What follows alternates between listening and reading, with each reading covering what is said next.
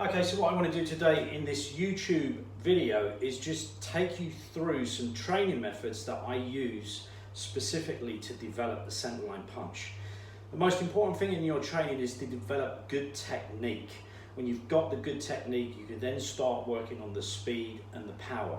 If you haven't got good technique, then all you'll ever have is speed, strength, or power, which generally as you get older, they kind of fade away and they're harder to maintain. So I guess the point I'm trying to make is when you're practicing martial arts, you want to approach it with a mindset to develop perfect technique, really good technique, so that you've got a very good foundation that you can build upon. So the first drill for the centerline punch is just to practice good form. What I mean by that is the alignment's pretty much good and you're punching through the centerline. So for my training, what I like to do first is to throw light punches straight along the center line so that I'm using that concept of the center line theory. So the drill will look like this.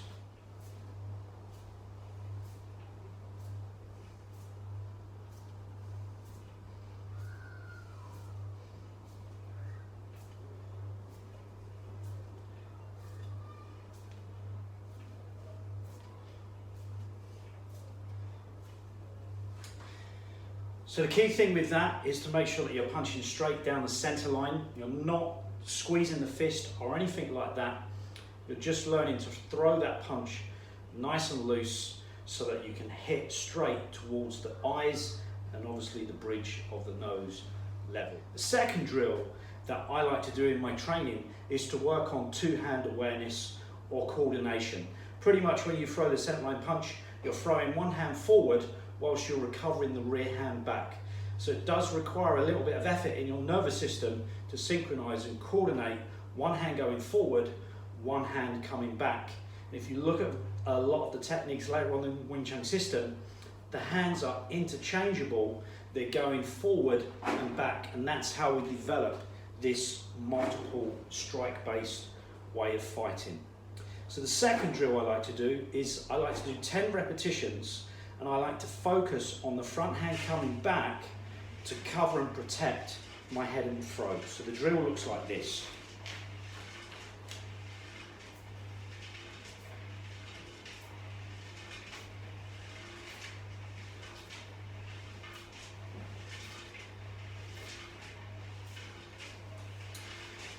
Then what I like to do is I like to focus on the rear guard going forward and actually throwing the punch.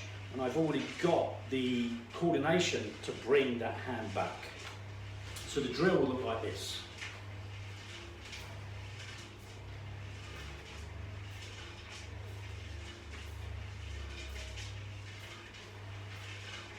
So the next thing you want to do is start throwing the rear hand going forward whilst you're retracting the front hand coming back, and you want to develop that two-hand awareness skill. So again, we're focusing on good technique, correct form, and we're actually training our nervous system to actually do two different things, which is one of the challenges in training Wing Chun Kung Fu. So the drill would look like this.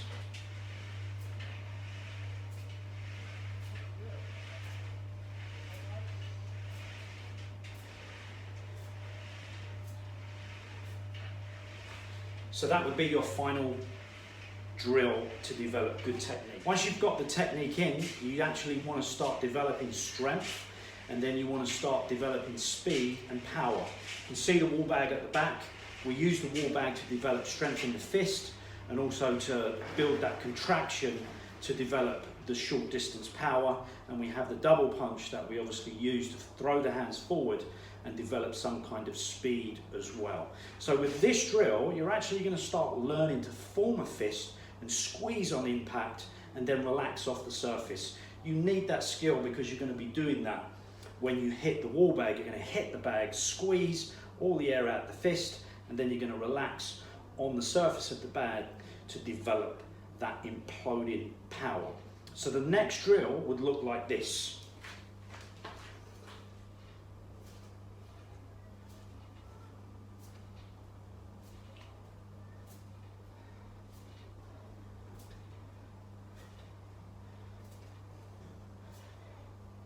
And again, you would do 100 of them, and each week you plus 50 or 100, and you want to build up over the course of 12 weeks, you want to build up to 500 to 1,000 punches. I can't actually tell you what number's right for you.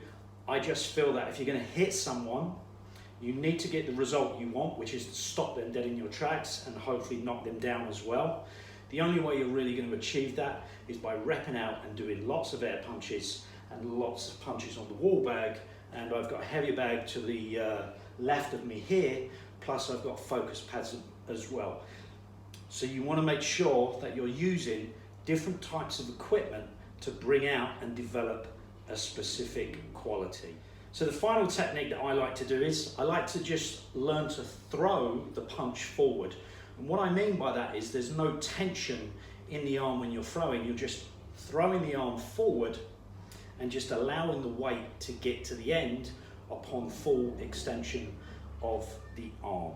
So the technique would look like this. Notice when I punch, it bounces back. 1, 2.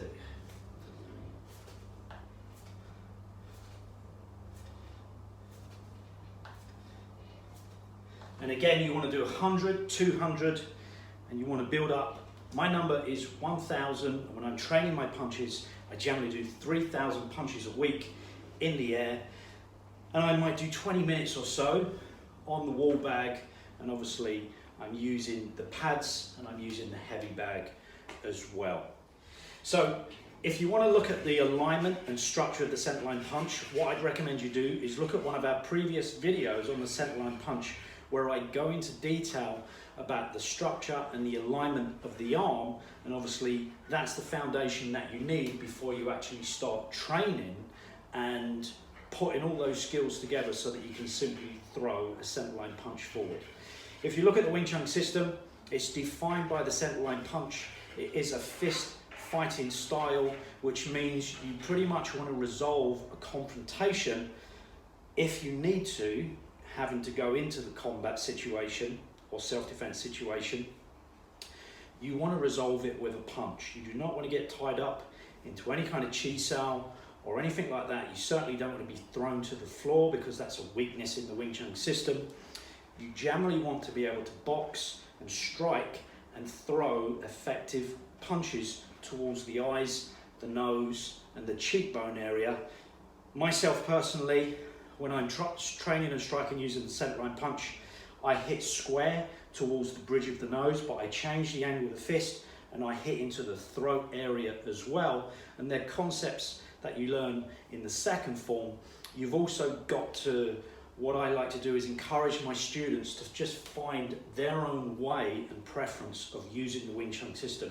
You can only actually do that when you've mastered or developed such a high level of the Wing Chun system where you can do all the basics, you know all the rules, and you can actually create your own rules and go beyond the system. And